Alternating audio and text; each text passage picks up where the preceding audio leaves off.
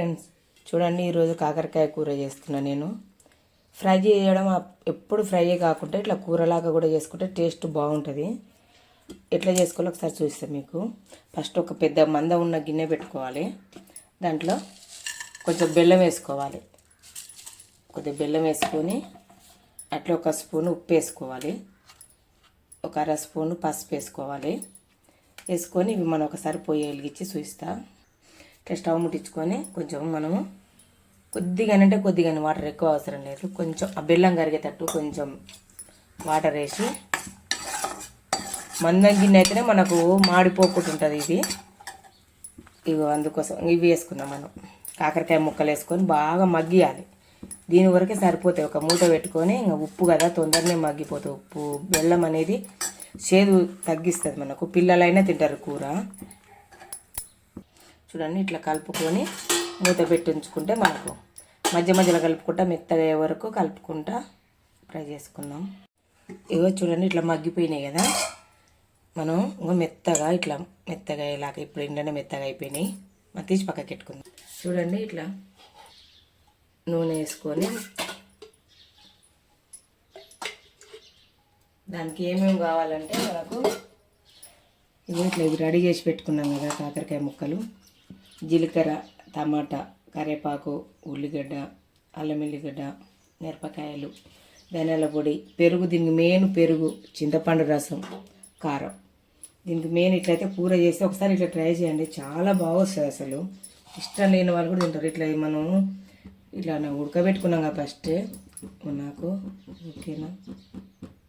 చూడండి ఇట్లా వేడి అయిన తర్వాత జీలకర్ర వేసుకుందాం. జీలకర్ర వేసుకొని ఉల్లిగడ్డ వేసుకుందాం.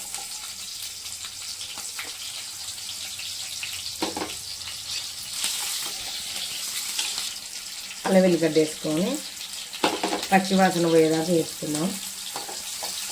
అయ్యేటప్పుడు కొంచెం ఫ్రై చేసేటప్పుడు ఇట్లా కొంచెం పసుపు వేసుకుందాం. అట్లా కొన్ని పచ్చిమిర్చి వేసుకుందాం. వావ్, కూర చేయాలంటే ఇట్లా చేస్తే బాగా టేస్ట్ చాలా బాగుంటుంది. ఈసారి ట్రై చేసి తర్వాత కొంచెం కరివేపాకు వేసుకుందాం. ఫ్రెష్ కరివేపాకు. టమాటా వేసుకుందాం. టమాటా బాగా మగ్గాలి. ఒక నిమిషం మూత పెట్టి టమాటా మగ్గిన తర్వాత మనం నెక్స్ట్ ముక్కలు వేసేసుకుందాం. చూద్దాం ఒకసారి. మగ్గిపోయినాయి టమాటా. తర్వాత మనం కాకరకాయ ముక్కలు వేసుకుందాం. ఇలా కాకరకాయ ముక్కలు వేసుకొని మన కారం ఎంత పడుతుందో అంత చూసుకొని వేసుకోండి. పులుపు ఉంటుంది కాబట్టి కొంచెం ఎక్కువనే వేసుకుందాం. పులుపు వేసుకుందాం. ఇట్లా కారం వేసుకున్న తర్వాత పెరుగు వేసుకుందాం. పెరుగు పుల్లటి పెరుగు వేసుకోవాలి. కూర ఖరాబ్ కాకుండా పుల్లగా బాగుంటుంది. తర్వాత నెక్స్ట్ కొంచెం చింతపండు రసం. మనం వాటర్ వేయ అవసరం లేదు, దీంతో మగ్గిపోతుంది బాగా. ఆల్రెడీ ఫస్టే మగ్గించుకున్నాం కదా మనం. ఏమైనా ఉప్పు గిన్నె తక్కువ ఉంటే చూసుకొని వేసుకోండి. ఇంకా జర చిన్నగా మంట పెట్టి ఒక 2 నిమిషాలు మగ్గిస్తే ఇంకా తర్వాత ధనియాల పొడి వేసి దింపుకోవడమే. సూపర్. సరే చూద్దాం ఒకసారి. ఇక రెడీ అయిపోయింది కదా. మనకు ఒక స్పూను ధనియాల పొడి వేసుకుందాం. అట్లే ఒక స్పూను చక్కెర వేసుకుందాం. బాగుంటుంది. ఒకసారి ఇట్లా ట్రై చేయండి. ఇది వేయడం వల్ల బ్యాలెన్స్ అవుతుంది మంచిగా. పులుపు వేసినాం కాబట్టి షుగర్ వేయడం వల్ల మనకు పులుపు ఎక్కువ ఉండదు.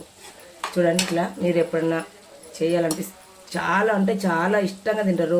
చపాతీలకు చాలా బాగుంటుంది. ఇట్లా కాకరకాయ తోటి పెరిగేసి చేయండి, కాంబినేషన్ సూపర్ ఉంటుంది. ఇట్లా మంట పెట్టి ఇంకా ఆఫ్ చేసేసుకుందాం పొయ్యి. చూడండి మీకు కాకరకాయ ఫ్రై మీకు నచ్చినట్టయితే కూర లైక్ చేయండి, షేర్ చేయండి, కామెంట్ చేయండి, సబ్స్క్రైబ్ చేసుకోవడం మర్చిపోకండి ఫ్రెండ్స్ ప్లీజ్.